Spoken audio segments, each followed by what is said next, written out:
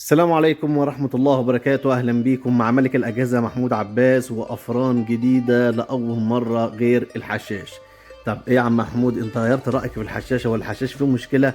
في أي حاجة حصلت في المصنع؟ لا طبعا، الحشاش رقم واحد في مصر بدون كلام بدون أي مناقشة. شركة الحشاش رقم واحد في مصر. طيب ليه جايب لنا أفران مكة؟ عشان اتطلبت مني.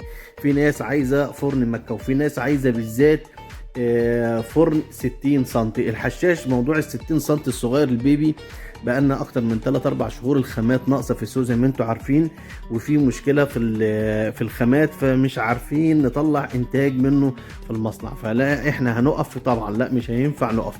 جبنا حاجه من شركه مكه 60 سنتي. طب انا ما رحتش ليه للافران التانيه؟ ما في بعض البراندات التانية او الماركات التانية الكتيرة في السوق. لا انا مش هروح لاي ورشة اقول له اعمل لي افران انزلها الشغل، حتى لو الشغل كويس وممكن الناس تقول لا كويس. انا لو يوم ما هشتغل مع مصنع فيه خدمة ما بعد البيع، اقدر اقول له عايز حاجة معينة ينفذها لي، اقدر اقول له الفرن بتاعك ده فيه مشكلة لازم يرجع نغيره يتغير.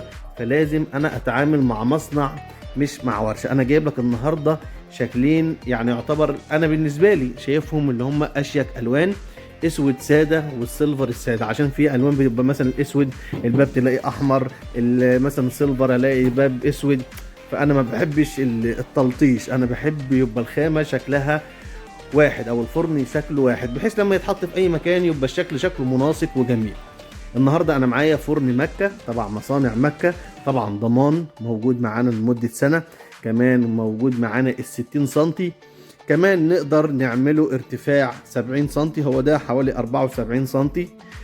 وممكن عايزين نعمله ارتفاع 60 سنتي زي الحشاش نعمل له 60 سنتي، عايزه 65 نقدر نلعب في الرجول اللي تحت دي، نقدر نغطيها نطولها نصغرها براحتنا. معانا الفرن البيبي لشركة مكة او ال 60 سنتي لشركة مكة، معانا مصفي من جوه يشيل صاج 40 في 40.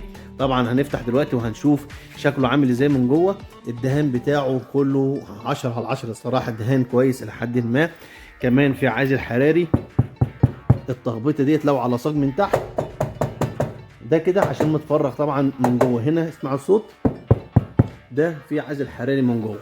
وانا شرطت عليهم قلت لهم عشان ملك الاجهزه يعرض لكم حاجه لازم انا عايز عازل حراري وعايز حاجه كويسه، واي شكوى هنقدر نتعامل مع مصنع كويس يرجع لنا الحاجه او نشوف الحاجه بتاعتنا.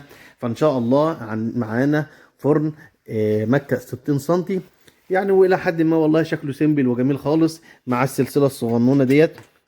طبعا هو مختلف شويه عن تصميم الحشاش، عشان لو احنا فتحنا نقدر يحمل على السلسله بتاعته. نقدر كمان نحط الترباز دوت عشان طبعا ما يطفيش من جوه، يبقى موارب لمده مثلا او يعني حوالي 2 سنتي باينه من هنا اهي. وفي صداده هنا مرايه عشان ايه؟ المكان دوت ما يسخنش منك جامد، وتقدر تستخدم الفرن في اي مكان، هتحطيه في بلكونه، هتحطيه في مطبخ، هتحطيه في اي حته. ال 60 سم ده هيشتغل 10 على 10. طبعا مفصلات في الباب غير طبعا الحشاش بيبقى فيه سوسته، بس المفصلات برضو يعني كويسه. نقفل كده، بيقفل كويس، قافل كويس 100 100 10 على 10.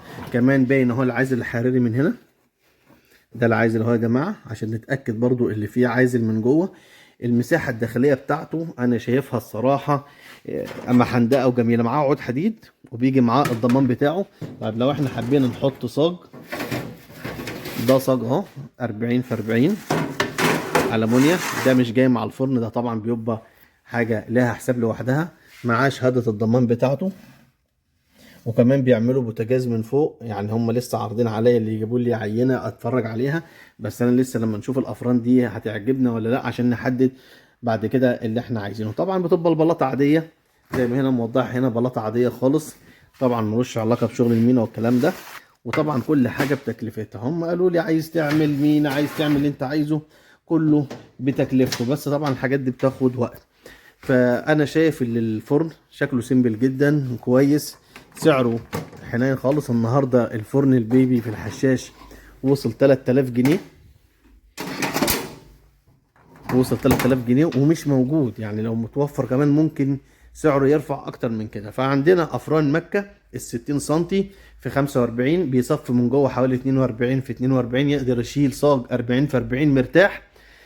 سعره يعني عشان انا اول مرة اجيبه فباذن الله هيبقى سعره 2600 ولا يا عم 2600 بس. هو المفروض والله انا كنت هقول 2800 بس انا جبت خصم كويس وان شاء الله هنعرضه ب 2600 جنيه.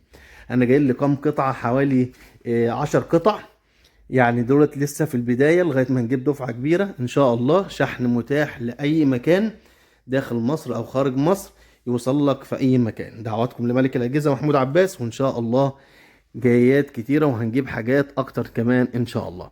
مستنى رأيكم في الفرن، واللي استخدمه في عنده في اي مكان يا ريت يقول لي رأيه في الكومنتات، وان شاء الله هنعمل تجربة ونصورها بإذن الله. وده مكان اللاقور يا جماعة اللي بيركب في الأنبوبة. والسلام عليكم ورحمة الله وبركاته.